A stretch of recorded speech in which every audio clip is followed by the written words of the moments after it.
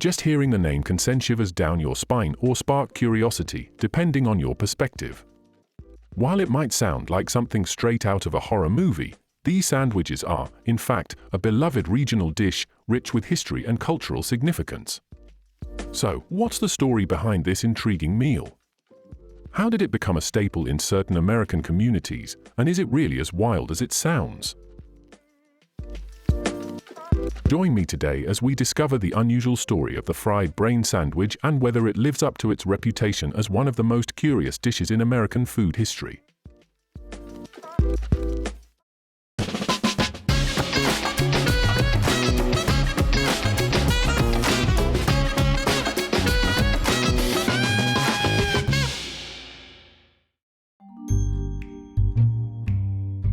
To understand the fried brain sandwich, we need to go back in time to the mid-1800s, when waves of German immigrants settled in the American Midwest.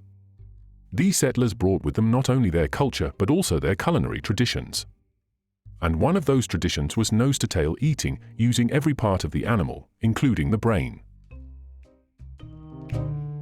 These immigrants settled in cities like St. Louis and Evansville, where the fried brain sandwich took root. For working-class families, making the most of every part of the animal wasn't just practical, it was essential. Meat, especially organ meats like liver, kidneys, and yes, brains, were considered nutritious and economical. Back then, brain sandwiches weren't seen as exotic or strange, they were just a normal, hearty meal that was affordable and accessible. Fried brains, particularly from pigs or cows, were widely consumed, and frying them added a crispy, indulgent layer to what was otherwise a simple and humble dish. For people in this region, eating fried brain sandwiches wasn't considered odd or unusual. It was part of a food culture that valued resourcefulness, something that has been passed down through generations. Now that we've explored the origins of this dish, let's take a look at how a fried brain sandwich is made. The recipe is surprisingly simple, but there are a few key steps that help elevate it from an intimidating concept to something truly delicious. The first step is preparing the brain. Typically, pig or cow brains are used for this dish, though some diners have switched entirely to pig brains due to changing health regulations, which we'll get into later. The brains are sliced thin and then soaked in water or milk to remove any remaining blood and to soften the texture. This step is crucial for preparing the brains for frying. Next, the brain slices are dredged in seasoned flour or sometimes a light batter, depending on the diner's preference. Into the hot oil they go, frying until golden brown and crispy on the outside, while the inside remains soft and tender. Once the brains are fried to perfection, they're placed on a classic hamburger bun, usually topped with onions, pickles, and mustard. In some places, cheese is added for an extra layer of flavor, but the toppings can vary depending on local traditions.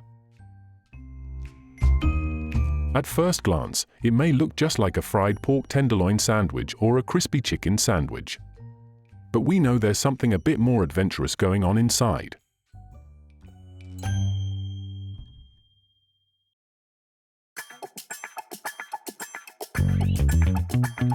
Now, you might be asking yourself, why are fried brain sandwiches still a thing in the modern era? The answer lies not just in the taste, but in tradition and cultural identity. For many Midwestern families, fried brain sandwiches are more than just food, they're a tradition. For generations, these sandwiches have been enjoyed at family gatherings, festivals, and community events, symbolizing a connection to their German immigrant roots and the working-class heritage of the region. For some, this dish is about nostalgia. It reminds them of simpler times, when meals were prepared with care and nothing went to waste. There's a sense of pride in maintaining these traditions, even as food trends shift in the rest of the country.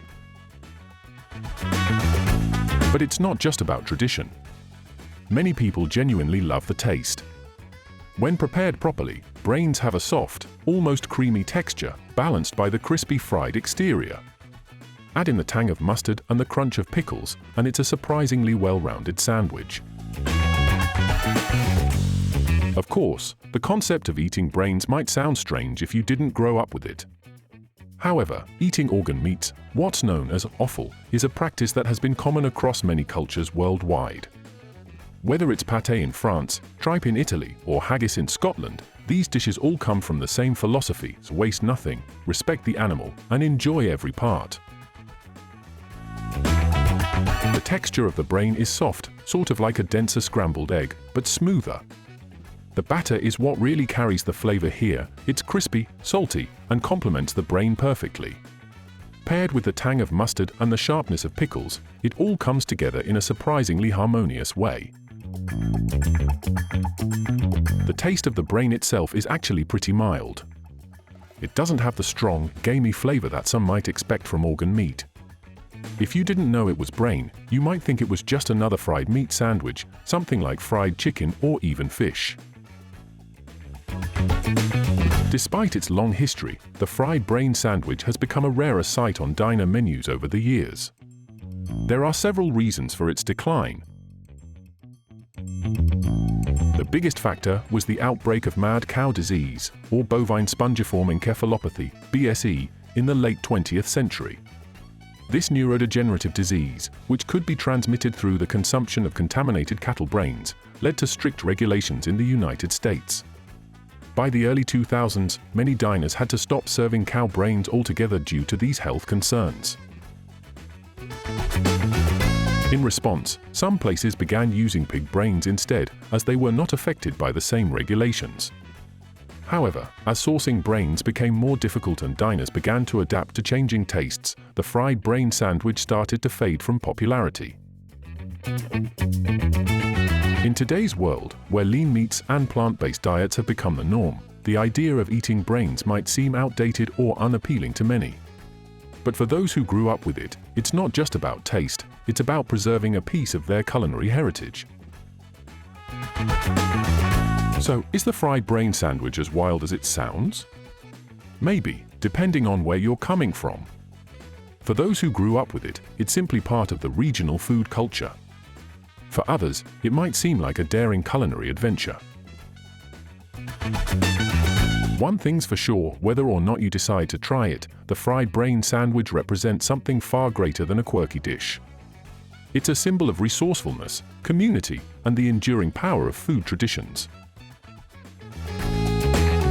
Thank you for joining me on this journey into the world of fried brain sandwiches. Be sure to like, subscribe, and hit the notification bell for more episodes from History of Food. Until next time, keep exploring the fascinating histories behind culinary stories.